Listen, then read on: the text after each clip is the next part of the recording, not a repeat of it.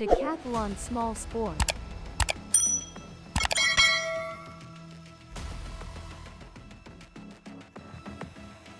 Training listed. Training listed.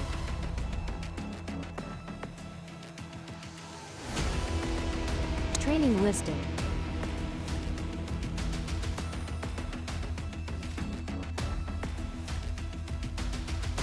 The search for POKOAD has become the focal point of a rapid military collapse, which is easily noticeable.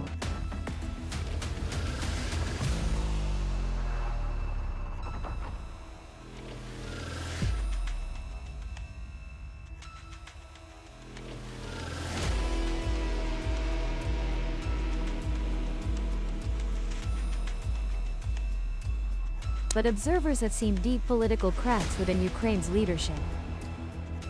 The battlefield situation is increasingly narrow, turning POKOAD into a brutal cauldron where thousands. In that higher context, a bold suicidal rescue operation was carried out, not only failing miserably but also sparking an internal power struggle.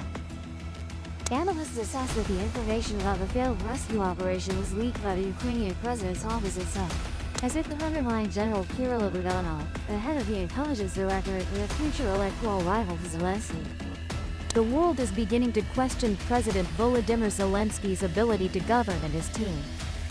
At the same time, Russia launched an apocalyptic missile submarine, seemingly prompting the US to consider starting a new nuclear arms race. The situation in POKOAD is described as the tightest encirclement the Russian military has ever established, with a retreat port almost completely blocked by reconnaissance UAVs, as supply routes were cut and about 9,000 Ukrainian troops faced destruction or capture, forcing Ukrainian leaders to act in desperation.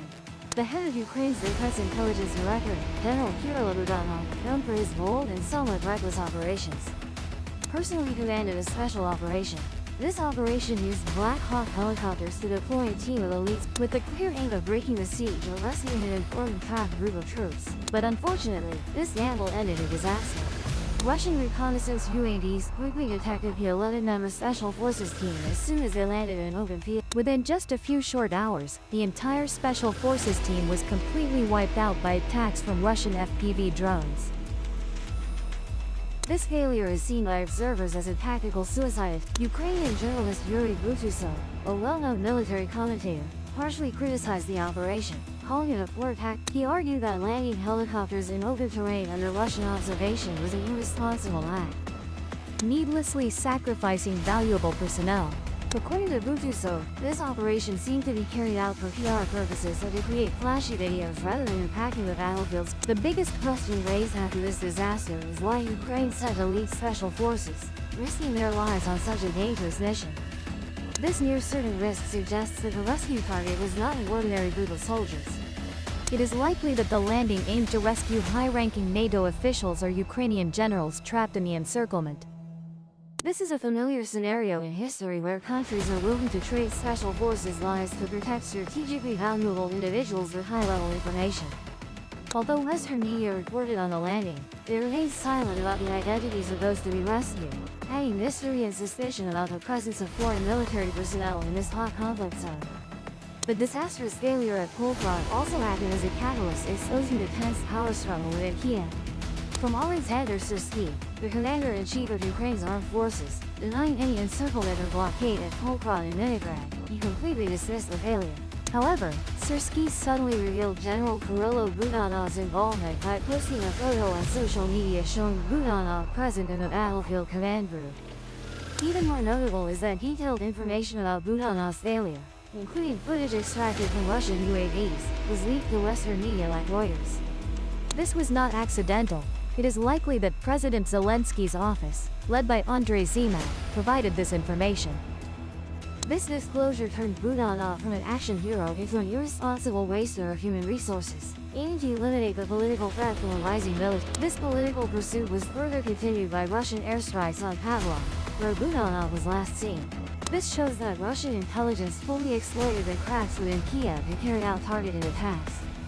Russian President Vladimir Putin proposed a temporary ceasefire at Polka so Western reporters could witness firsthand the situation of the encircled Ukraine. This proposal, as usual, was almost certainly rejected by Kiev, but it brought significant media and political advantages to Moscow. As a serious warning to Western propagandists who are trying to whitewash the military situation. This indicates that the internal turmoil in Polka is real and Western support is being poured into a losing war.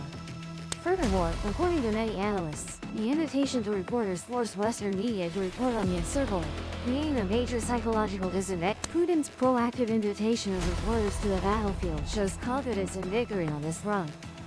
Media and observers suspect that this attack might be part of an operation to hunt down a head of Ukrainian military intelligence. Whether the direct target was Budanov or just a logistics center. The events at Pavlodak are just part of the escalating picture of the energy and logistics war between the two. Both Russia and Ukraine are increasing the frequency of attacks on each other's essential infrastructure.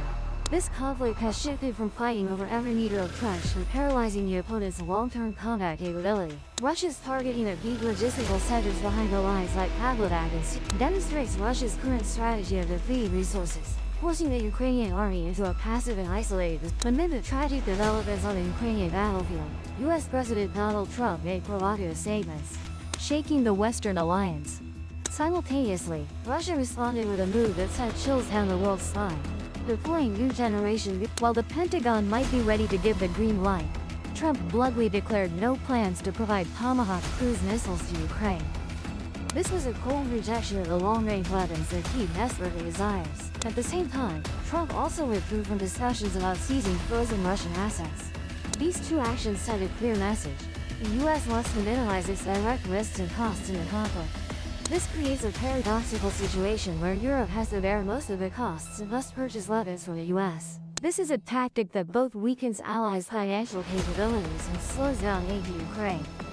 As other statements, such as exaggerating Russia.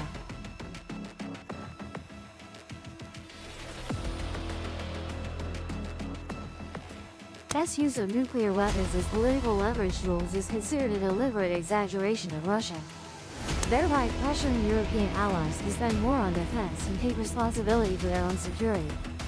The lack of reliability from Washington has caused support for Ukraine in Europe to show signs of decline, despite strong rhetoric criticizing Moscow. Moscow's move was the launch of the newest nuclear submarine Kavaros on November 1st. This event followed Russia's successful testing of both Poseidon torpedoes and Burevestnik cruise missile, both being nuclear-powered weapon systems. The Kavaros submarine is the platform for the new generation of strategic submarines and is designed to carry up to 12 autonomous Poseidon nuclear torpedoes. The Poseidon torpedo is described by Russia as an unstoppable supernuclear. It is equipped with AI navigation and a dual warhead, believed to be capable of creating a radioactive tsunami that could destroy entire fleets and coastal cities of the opponent. S uncertain.